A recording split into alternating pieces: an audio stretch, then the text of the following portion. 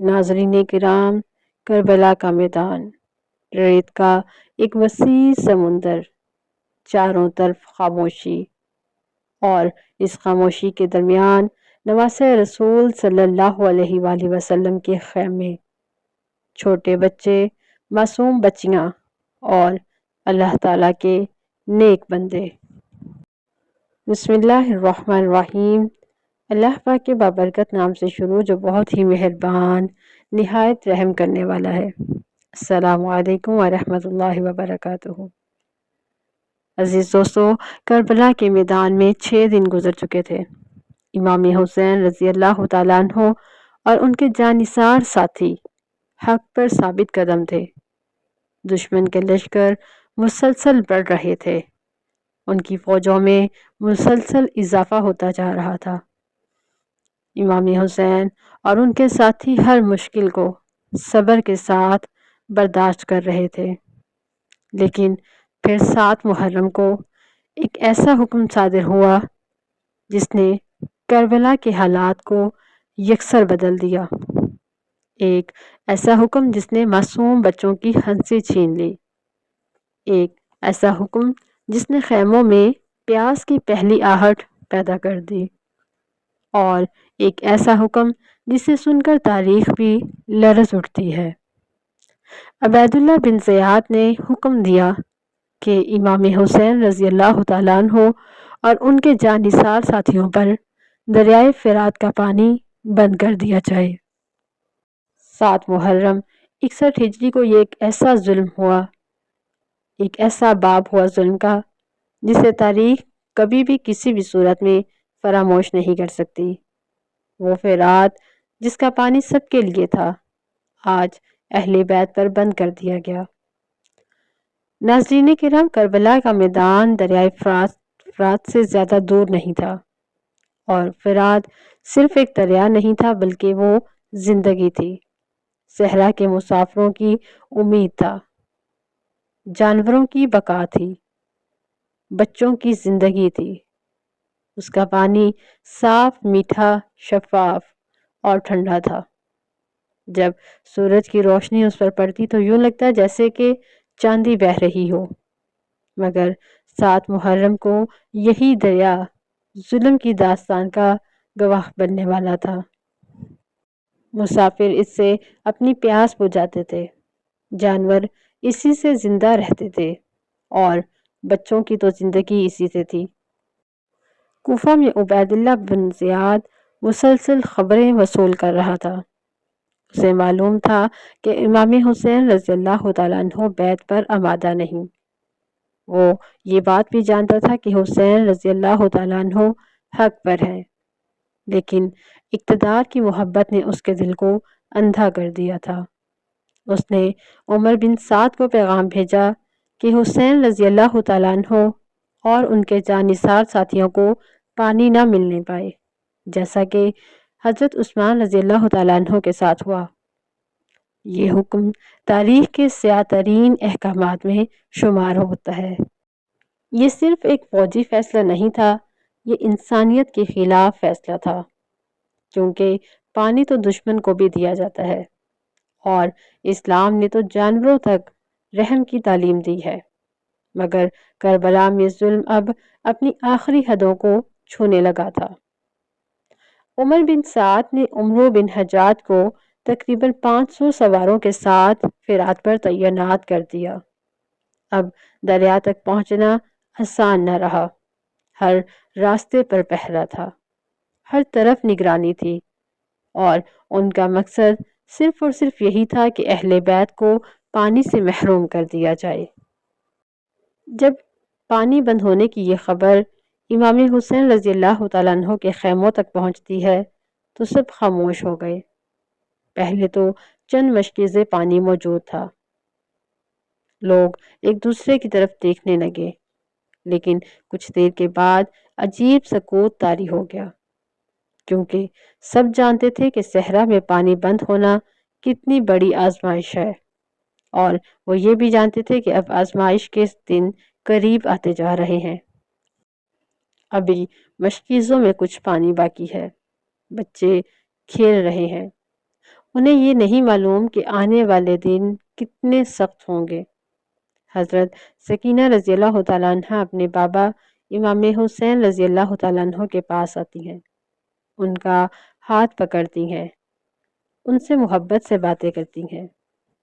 کوئی بھی یہ تصور نہیں کر سکتا تھا کہ چند دن بعد یہی بچیاں پیاس سے بے قرار ہوں گی۔ جب امام حسین رضی اللہ تعالیٰ عنہ کو پانی بند کیے جانے کی خبر ملتی ہے تو آپ رضی اللہ تعالیٰ عنہ صبر فرماتے ہیں، نہ غصہ کرتے ہیں اور نہ ہی کسی قسم کا کوئی شکوہ کرتے ہیں، نہ کمزوری دکھاتے ہیں، بلکہ اپنے رب کی طرف متوجہ ہوتے ہیں۔ اور یہی اللہ والوں کا طریقہ ہے کہ مصیبت آتی ہے تو وہ اللہ تعالیٰ سے اور قریب ہو جاتے ہیں، اور ان کے لیے یہ بات کافی تھی کہ اللہ تعالیٰ ہمارے لیے کافی ہے۔ یہی ایمان کی سب سے بڑی نشانی ہے کہ جب دنیا کے تمام راستے بند ہو جائیں تو اللہ تعالیٰ کا دروازہ آپ کو ہمیشہ کھلا ہوا ملتا ہے۔ حضرت عباس رضی اللہ تعالیٰ عنہ بچوں کو دیکھتے ہیں، ان کی معصوم معصوم باتوں کو سنتے ہیں اور دل ہی دل میں تڑپ اٹھتے ہیں۔ وہ جانتے تھے کہ اگر پانی بند رہا تو سب سے زیادہ تکلیف بچوں کو ہوگی، لیکن ابھی امام حسین رضی اللہ تعالیٰ عنہ نے جنگ کا حکم نہیں دیا تھا، اس لیے وہ صبر کے ساتھ تمام حالات کا جائزہ لے رہے تھے اور وہ اپنے امام کے ہر حکم کے تابع تھے۔ حضرت عباس رضی اللہ تعالیٰ عنہ ہر وقت کسی نہ کسی موقع کی تلاش میں تھے کہ پانی لا سکیں۔ اہل بیت کی استقامت۔ حضرت زینب رضی اللہ تعالیٰ عنہ خواتین کو تسلی دیتی تھی۔ حضرت ام کلثوم رضی اللہ تعالیٰ عنہ صبر کی تلقین کرتی تھی۔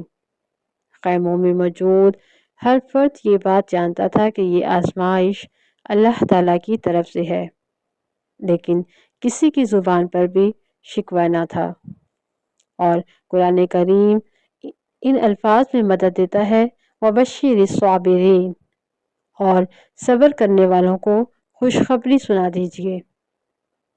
یہاں یہ بات قابل ذکر ہے کہ کربلا کے خیمے اس آیت کی عملی تفسیر بن چکے تھے۔ عزیز دوستو، یہاں ایک بات بہت کم بیان کی جاتی ہے۔ جب کربلا میں دشمن کے بعض سپاہی پیاسے تھے تو امام حسین رضی اللہ تعالیٰ عنہ نے اپنے ساتھیوں کو حکم دیا کہ انہیں پانی پلایا جائے، اور وہی امام حسین تھے جن پر بعد میں پانی کو بند کر دیا گیا۔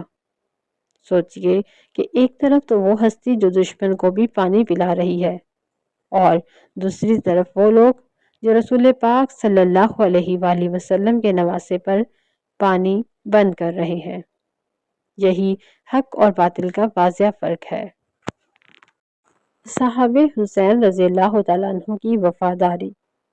حضرت حبیب بن مظاہر رضی اللہ تعالیٰ عنہ، حضرت زہیر بن کین رضی اللہ تعالیٰ عنہ اور حضرت مسلم بن اوسجہ رضی اللہ تعالیٰ عنہ اور باقی تمام اصحاب یہ بات جانتے تھے کہ حالات انتہائی خطرناک ہو چکے ہیں۔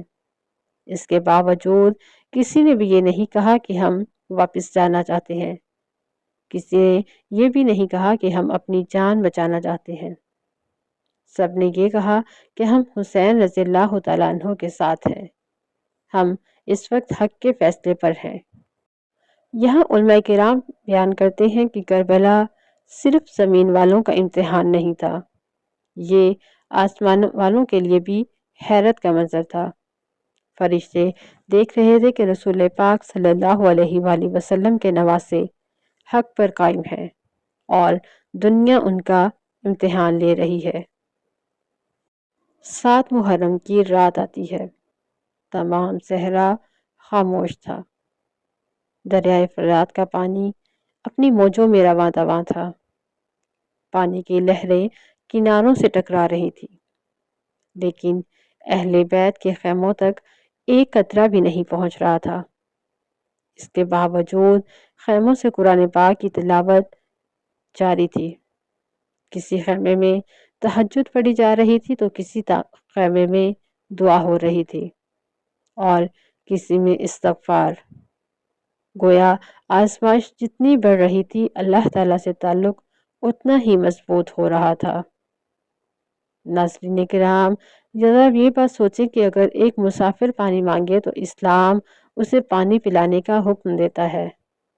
اگر ایک جانور پیاسا ہو تو اسے پانی پلانا ثواب ہے، تو پھر رسول پاک صلی اللہ علیہ وآلہ وسلم کے نواسے، رسول پاک صلی اللہ علیہ وآلہ وسلم کی بیٹیاں اور ان کے نواسے نواسیاں، ان پر پانی بند کرنا کتنا بڑا ظلم تھا۔ یہ سوال قیامت تک انسانیت سے پوچھا جاتا رہے گا۔ عزیز دوستو، یہاں 7 محرم ہمیں یہ سکھاتا ہے کہ مصیبت میں اللہ تعالیٰ کو کبھی نہ بھولو، ظلم کے سامنے کبھی نہ جھکو۔ اہل بیت سے محبت ایمان کا حصہ ہے۔ حق کی خاطر قربانی دینا مومن کی شان ہے، اور صبر ہی کامیابی کی کنجی ہے۔ 7 محرم کا سورج غروب ہو گیا، فرات بہتا رہا، مگر پانی کی ایک بوند تک میسر نہ ہو سکی۔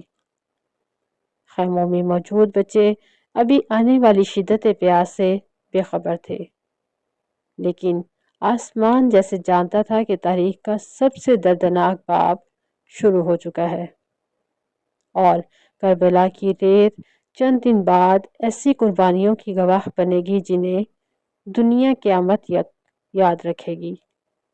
یہاں یہ بات بھی قابل ذکر ہے کہ 7 محرم صرف پانی بند ہونے کا دن نہیں تھا، یہ صبر کے آغاز کا دن تھا، یہ وفاداری کے امتحان کا دن تھا، یہ اہل بیت کی عظمت کے مزید نمایاں ہونے کا دن تھا۔